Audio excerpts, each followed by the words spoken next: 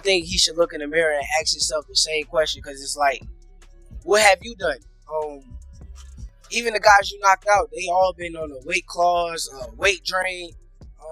The beef between Tank and Terence Crawford has been building for a while now, and it's getting more intense with each passing day. With all the words these two have been throwing at each other, fans are now speculating of a possible fight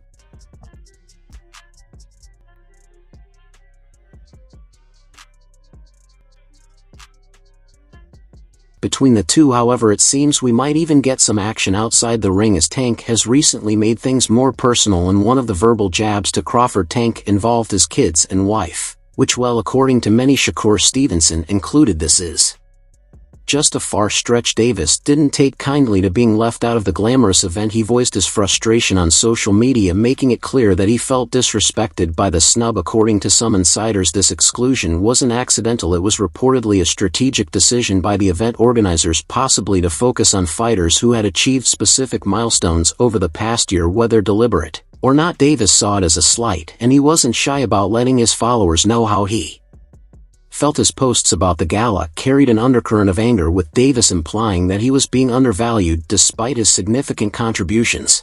If Errol fight him today, next week, next month, Errol was knock him out.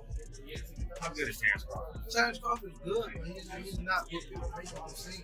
He's not Pound for Crawford, on the other hand, seemed unbothered by Davis's complaints. When asked about the situation, he didn't hesitate to fire back, implying that Davis was bitter about missing out. This back and forth between the two fighters quickly escalated into a full-blown feud, with both men throwing jabs not in the ring but through interviews and social media. For fans, it is like watching a fight unfold outside the ropes. As the verbal punches become increasingly personal, the situation took a heated turn when Davis decided to bring Crawford's family into the mix. In a heated moment during a live social media session, Davis made some disparaging remarks about Crawford's personal life. He referred to Crawford's family in an unflattering way, saying that Crawford has 8 kids and a 300B wife. These comments didn't sit well with fans or fellow fighters. Many saw this as crossing the line, turning what could have been a professional rivalry into something unnecessarily personal and ugly. Crawford responded with characteristic composure, but his words carried weight. He dismissed Davis's attempts to rile him up, stating that the focus should remain on boxing, not on irrelevant personal digs. Crawford emphasized that while rivalries are natural in the sport, there's a line that shouldn't be crossed, especially when it comes to family. His calm but firm response earned him praise from many within the boxing community, who saw it as a show of class in the face of provocation.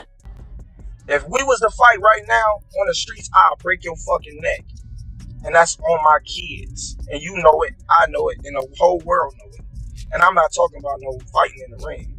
If me and you was to fight outside, I would break. As if the tension between Davis and Crawford wasn't enough, Shakur Stevenson decided to step into the fray. Stevenson, a close ally of Crawford and one of the brightest young talents in boxing, wasn't about to let Davis's comments slide. He took to social media and interviews to defend Crawford, calling out Davis for his behavior. Stevenson didn't mince words, labeling Davis's actions as disrespectful and accusing him of stooping to a new low. For Stevenson, this wasn't just about loyalty to his friend. It was also about upholding a standard in the sport. I got a question for you, Tank. At 147, how does a fight with you and Terence Crawford look? 147?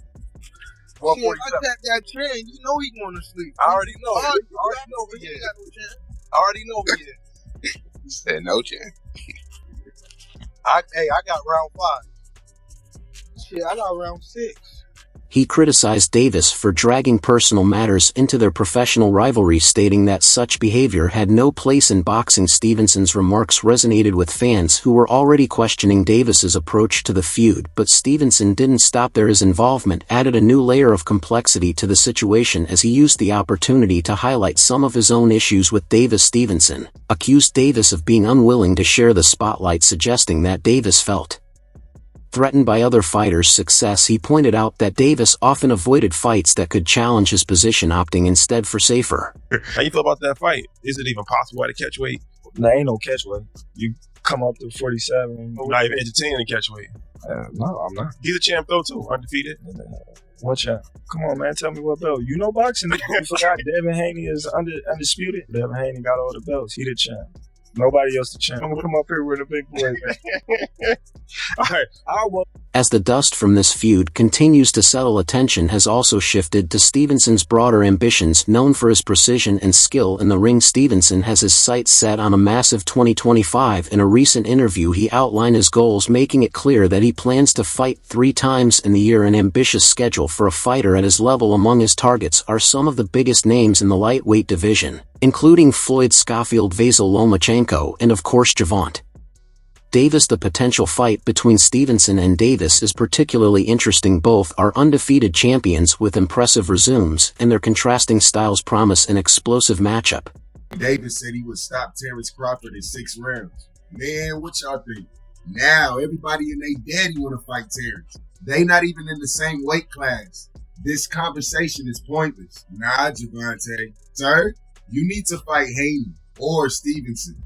But on a whole nother level with this is for Stevenson, this fight represents more than just another victory. It's an opportunity to prove himself against one of the sport's most recognizable stars. He's been vocal about his desire to face Davis, even calling it his dream fight. Davis, however, has been less enthusiastic about the prospect of facing Stevenson. In previous interviews, he's downplayed Stevenson's achievements, questioning whether Stevenson has done enough to deserve the fight. This dismissive attitude hasn't gone unnoticed, and They just said we in a gunfight, right? Yep. And I got a metal shield, and the opposite person got a glass shield. Okay, Chad. Who gonna come out on top? The guy with the metal shit. Okay. My man.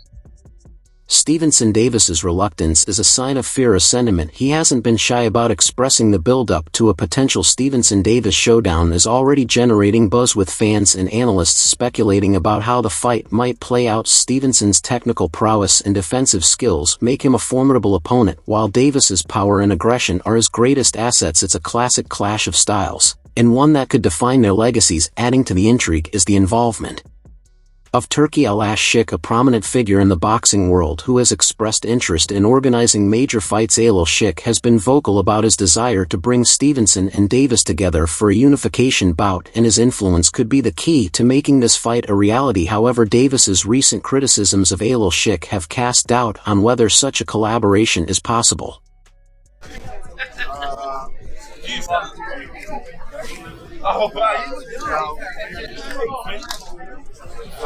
No, I'm saying I don't have my name right now. But I got somebody I want to call out after this fight. You said you got somebody you want to call out after this fight? Who was that? I'm not gonna tell you.